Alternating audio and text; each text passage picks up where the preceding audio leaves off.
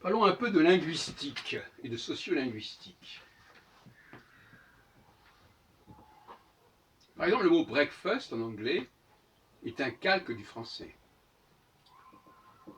Il a comme synonyme dinner. Alors évidemment, c'est pas tout à fait la même chose, mais dinner, ça vient du français dîner, déjeuner, c'est une abréviation, c'est-à-dire ça arrêter le jeûne, qui était exactement la signification de breakfast.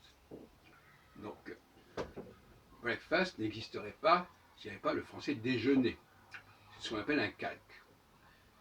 Un autre cas intéressant, c'est le mot famished. Famished, F-A-M-I-S-H-E-D. Souvent dans les films actuellement, j'entends quelqu'un dire I am famished. Ce qui veut dire tout simplement j'ai faim. Et ça vient du français avoir faim, être affamé, etc. Et c'est un synonyme de hungry. Sauf que hungry, c'est pas du français. Et la plupart des Français, malheureusement, quand ils parlent anglais, emploient des mots non français, ce qui est un peu paradoxal. C'est la faute des professeurs de français qui, au lieu d'insister sur l'usage pour les Français de mots d'origine française, quand ils parlent anglais, encouragent plutôt l'utilisation de verbes, de termes germaniques, ce qui est un contresens à tous les points de vue, et fort regrettable. Donc,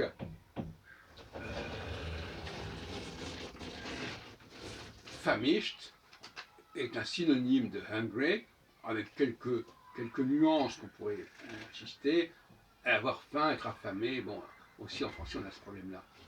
Mais voyez-vous, quand on cherche des synonymes en anglais d'un mot germanique, on trouve presque toujours un mot français.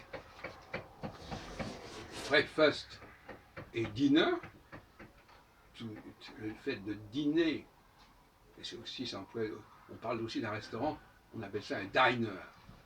Donc, bon, en cherchant un tout petit peu, on trouve de toute façon la forme française qui montre bien à quel point l'anglais est une langue double.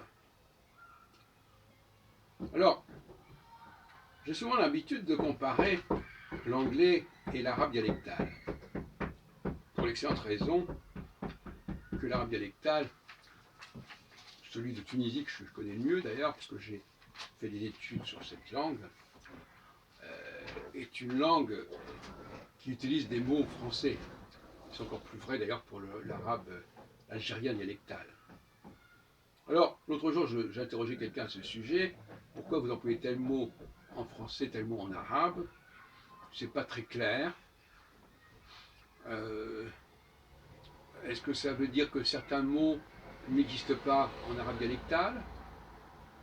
Ça peut vouloir dire en tout cas qu'il y a une difficulté. Quand il y a un emprunt linguistique, c'est toujours une difficulté de la part du groupe qui emprunte à se mettre d'accord sur des significations nouvelles des mots déjà existants dans sa propre langue. Donc souvent, par manque de temps ou manque de capacité de concertation, on va se mettre d'accord sur la signification, sur l'utilisation d'un mot nouveau pour signifier quelque chose de nouveau, au lieu de repenser l'utilisation d'un mot ancien et de lui conférer de nouvelles significations. Ce qui existe aussi, bien entendu. Et puis alors, il y a aussi la question des Maghrébins en France, et il ne faudrait pas croire qu'ils ne se distinguent que par leur physique. Et je ne parle même pas de par leurs signes ostentatoires de religion. C'est probablement pas ça qui les distingue véritablement. Ce qui les distingue davantage, à mon avis, c'est leur rapport au français. Alors eux, par contre, quand ils parlent avec nous en français, ils parlent en français, ils ne vont pas mettre des mots arabes. Ils vont garder les mots arabes quand ils parlent entre eux.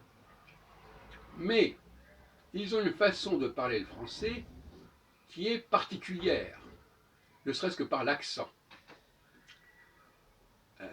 Ils ont une façon de prononcer le français qui est celle un peu de la zone, comme on dit. Mais c'est peut-être l'inverse, c'est peut-être l'accent de la zone qui est calqué sur l'accent arabe. j'ai vu par exemple des enfants qui vivaient dans un milieu arabisant sans être arabes eux-mêmes et qui parlaient le français avec un accent arabe. Et donc par conséquent, l'autre jour, je rencontre un monsieur là qui est musulman et il me parle de l'intégration, etc. Et je lui dis, finalement, votre problème numéro un, c'est votre accent. Les Arabes ne parlent pas le français comme les Juifs, par exemple. Ils ont leur façon à eux de parler, leur accent à eux de parler, qui n'est pas le même. Même s'ils ont les mêmes noms, par exemple, parfois les mêmes noms de famille. Donc, je lui dis, essayez de changer votre façon de parler, vous serez moins stigmatisé en tant qu'arabo-musulman. Ça va paraître étrange, mais ça me paraît important de le préciser.